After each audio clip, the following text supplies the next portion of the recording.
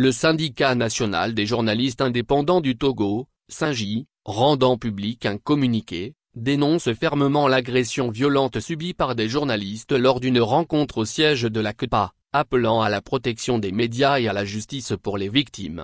Communiqué numéro 2 2024, relatif à l'agression essuyée par des journalistes au siège de la CEPA ce 29 septembre 2024, Lomé, le 30 septembre 2024. Le syndicat national des journalistes indépendants du Togo, SYNJ, tient à exprimer sa vive préoccupation et son indignation à la suite de l'agression violente survenue le dimanche 29 septembre 2024 au siège du parti CEPA, Convention démocratique des peuples africains, à Lomé. Cette attaque, d'une brutalité d'une autre époque, a visé des hommes et femmes politiques, ainsi que plusieurs journalistes présents sur place pour couvrir une rencontre citoyenne qui avait pour orateur principal le député sénégalais Guy Marius Sagna.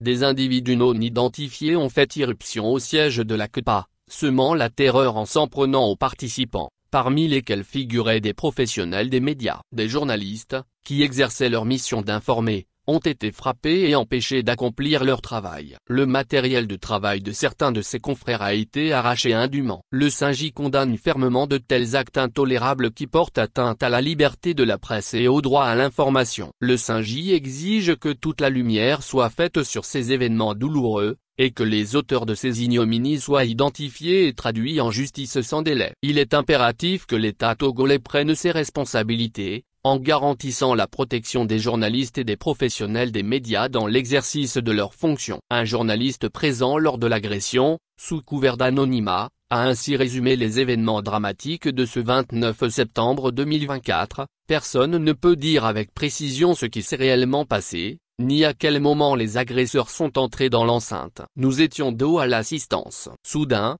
lorsque le député Sagna a demandé à l'Assemblée de se lever pour l'exécution de l'hymne national du Togo, des chaises ont commencé par voler au-dessus de nos têtes. J'en ai même reçu une dans le dos. C'était la panique totale. Et de poursuivre, j'ai réussi à sortir de l'enceinte du siège de la CEPA, mais alors que je filmais une femme blessée, un milicien m'a arraché mon téléphone. Et jusqu'à présent, je n'y ai plus accès. Ces témoignages illustrent la violence subie par les confrères sur place qui se sont retrouvés au cœur d'une scène de chaos, sans aucune sollicitude pour leur sécurité. Le SYNJ rappelle que les journalistes jouent un rôle essentiel dans toute société démocratique en garantissant le droit du public à l'information. Les violences physiques et les intimidations à leur égard constituent une violation flagrante de la liberté de la presse, un pilier fondamental de toute démocratie.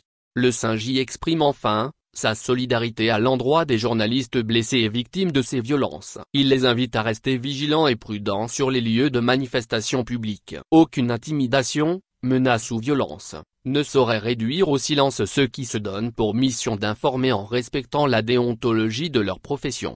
Le bureau exécutif du SYNJ